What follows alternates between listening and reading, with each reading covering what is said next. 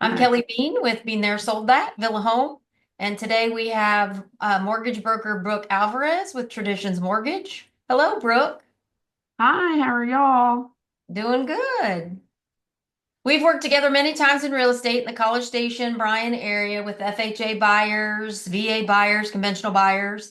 And buyers sometimes have misconceptions and questions. Um,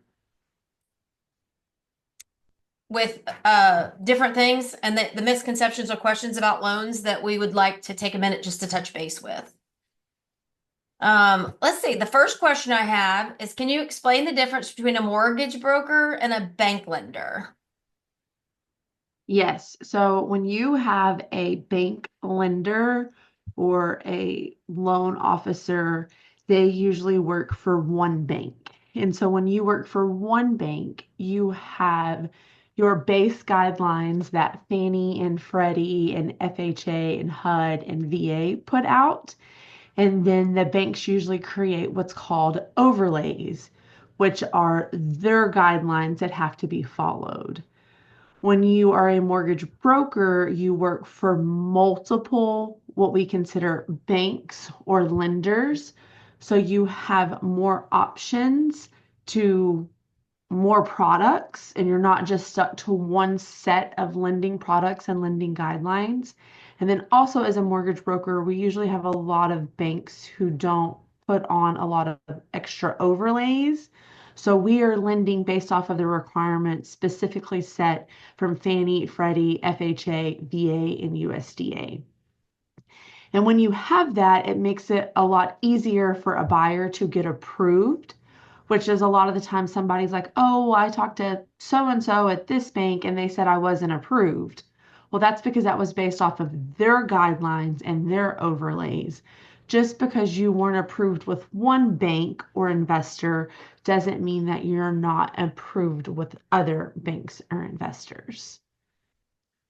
And so the So, difference between the two pretty much is one is stuck to one bank and their guidelines, and another has multiple products and guidelines that they have access to. so you as a mortgage broker can shop different banks with products, whereas if they go to a bank lender, they can only shop that product for that bank. Correct. Okay. And then the other part that I get to also shop, not just from a product perspective, but I also get to shop interest rates because how interest rates are driven are based off of the mortgage-backed securities in the bond market. And with that, different banks have different needs, and therefore they're able to offer different rate buckets. And so when I'm going out shopping for my buyers, I get to shop all of the banks and investors and wholesale lenders that I work with to be able to see who has the best rate at that time. So can you tell us about down payments and the way it works? And do they have to have 20% down to buy a home? No, we don't have to have 20% to buy a home anymore, which is absolutely amazing. And it's been that way for a while. I know it is a big misconception for some people because if you don't put 20% down, you do have what's called PMI, private mortgage insurance, or MIP, which is a monthly insurance premium. And depending on which loan program you go with, depends on which one you have. But essentially, it all works the same. If you don't put 20% down, you essentially have to pay that mortgage insurance each month. But the other biggest myth with that is that mortgage insurance is minuscule to what putting that extra down payment. So the other day, I had somebody that wanted to put 20% down, and we were going through the numbers, and their mortgage insurance ended up only being $50 a month, but we saved them almost $30,000 that they were able to keep in their bank account and keep in their investment portfolio to keep making money, as opposed to putting it all towards the home. And the only difference was a $50 increase in payment. And so nowadays, when you've got lower down payment options, sometimes you get interest rate benefits for that. And so the great part is we can go down all the way down to 0% down if you do VA or USDA, or we can go all the way down to 3% with conventional, or we can go all the way down to 3.5% with FHA. Now, with that private mortgage insurance, after a certain amount of time and you reach that 20% of the equity in the home, can you change that? Yes, absolutely. So you've got two ways that you can change that. Either you wait your time until you're at your 80% mark and then you can call and have them remove the PMI. Or if what's happened in the last few years is if the market keeps increasing in the value and the market value of your home, you can also call and have an appraisal done and they will remove the PMI. Now, that is on a conventional loan. It's different for FHA and VA, but there are other ways to try to get that MIP removed on FHA loans. Awesome. So another misconception I think that some people have is their credit scores. What do credit scores need to look like, and do they have a minimum score?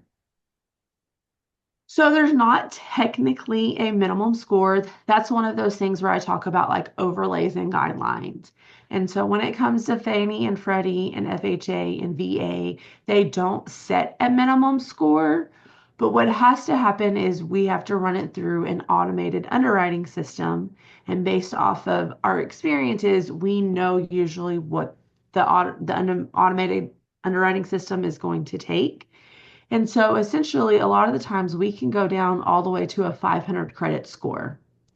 Now, I say that, and it's great for a lot of people, but you have to know that the lower your credit score is, you usually have to either have a higher down payment or you have to have what we call as reserves, where that is you have money either in an investment account or a retirement account or a savings account, and you have to have so many months of the monthly mortgage payment saved away in one of those accounts that we can consider reserves. And just to touch on that, does the credit score change the interest rate that a client can get? The credit score also does change the interest rate. Yes. So it's like twofold. So it's great because the higher your score is, the better interest rate you're going to get. But also, too, things happen that we can't control and things happen with our credit score. And so it also provides options for people who've, gone through tough times or had some things happen. And so if you do have a lower score, it doesn't mean that you can't own a home.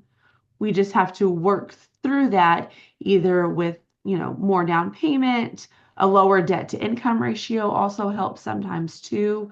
So there's different things, but the great thing is we can go all the way down to 500, 580 credit scores. They'll need a little bit more, but it is possible for some people. So thank you so much for giving us that information. And we're just going to do some quick little information videos. And if anybody has any questions, they can comment on the video and we'll do our best to get those answered as quickly as we can in the comments. Thanks, Brooke. Have a great day.